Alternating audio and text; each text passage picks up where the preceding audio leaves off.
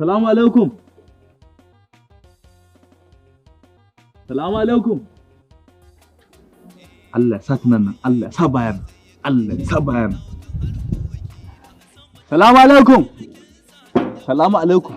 Billahi lazi yana gaya mata abin da yake raina. Hauka ake ya dinga zalunta ta. Hauka ake yi. Assalamu alaikum assalam. Malam Adangani. Ina gajiya. Alhamdulillah. Ya iyala. Iyalai lafiya kalau ai suna gida na baro su. Mai gidan yana nan? Yana da bacci. Bacci yake? To alhamdulillah ai da bacci da mutuwa da ɗaya suke. Kaɗan ne bambancin su. Ma idan ya kwanta kamar. To dama wata magana ce nake tafa da ita. Amma kada ki ce na shiga tsakaninki da ke da mai gidanki. Gaskiya wallahi ina gidana ina jin yanayin yadda kuke fuskantar matsala da ke da mai gidanki baya miki adalci wallahi bai kyauta ba. A wannan lokacin samun mace mai haƙuri irin ki wallahi zai wuya. Samun mace mai haƙuri wadda ta san datta ku ɗan gidan mutunci da akwai da babu duk za a zauna za a rufa juna asiri. Kina ƙoƙarin yi masa biyayya amma shi ba gani yake ba. Kawai dai umarnin iyayen ne nake zaune da shi. To ke in ba ke ba wace za ta zauna da shi? Wace za ta zauna da shi? Hauka ake yi? Ki ci gaba da haƙuri. To shi ne na zo in baki wannan shawara. Kina ji na? Shi ne na zo in baki wannan shawara. Billahi allazi la ilaha illa hu. Ce kin yi karkon dabino ma ba karkon kifi ba. Ai da wata ce da tun ta daɗe da fita. Yanzu duk fa ina makota duk irin abin da kuke fuskanta matsalar da kuke fuskanta billahi allazi ina ji. Wallahi ka gani umarnin iyayen ne yasa nake zaune da shi. To wallahi ki yi kokari. Kina haƙuri. Wallahi tallahi kina haƙuri. In ban da abin nan ma ai kallon ki ai ba irin kalarsa bace. Ya je ya auro ki ya kawo ki gida sai wulakanta yake ke baya sanin darajar ki. Duk ki duba ki ga yanda kika lalace. Ina daga gida kullum masifa yau baya kula da ke irin dan abubuwan na more rayuwa baya so ya kawo miki dan tattala mace da ake yi da ririta ta da cancana ta duk bai san yanda ake ba. Yau masifa kullum masifa gobe da ba kuma kina iya kokarin ki da akwai da babu duk kina tare da shi.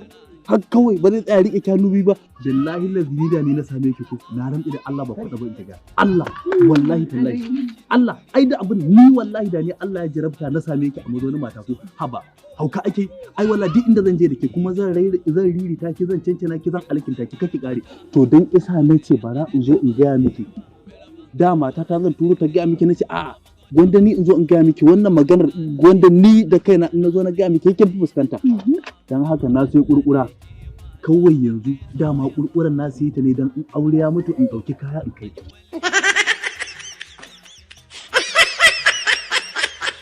yanzu inda kika kashe aurenki ni zan kai miki kayan kawai dan abin da Allah ya hore miki kawai ki bani ba rena zan ba kuma zan bi makota in gaya musu duk wanda ba sa zaman lafiya da mijinta in ta kashe aurenta ni zan dauki kayan zan kai mata har gidansu kawai dan abin da Allah ya hore in ya bi aikin lada nake ba a masallaci zaka aikin lada ba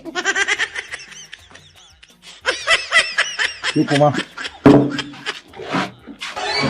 uban me kake gaya mata uban me kake gaya mata ka dakata kaji dan uwarka ka yi hakuri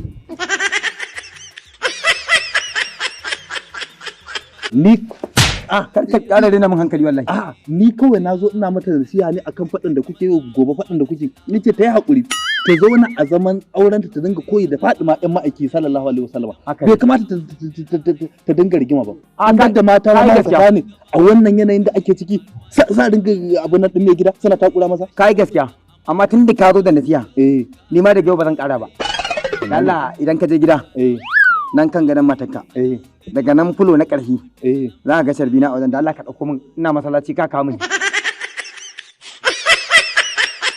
akan gadon matarka anan daidai dan fulan nan daga jikin bango ina nan anan na bashar bin na rasa aka mana manta heri na fito ya karanje na manta ka ɗauko min Allah kai akan gadon matata mun manta carbi kai kuma fa wallahi ɗazu na ga carbi a daidai jikin fulan da ya faɗa to me ya kai carbin kaga sun daɗe suna ƙulla wata ƙulla da shi da iyali na ni ban sani ba ni kuma na zo inna lillahi wa inna raji'un kai ya daɗe yana neman matata kuturun uban nan to billahi lazi yau za a yi ta ƙare yau za a mutu halliman hauka ake yi na nan da Allah bara in je gida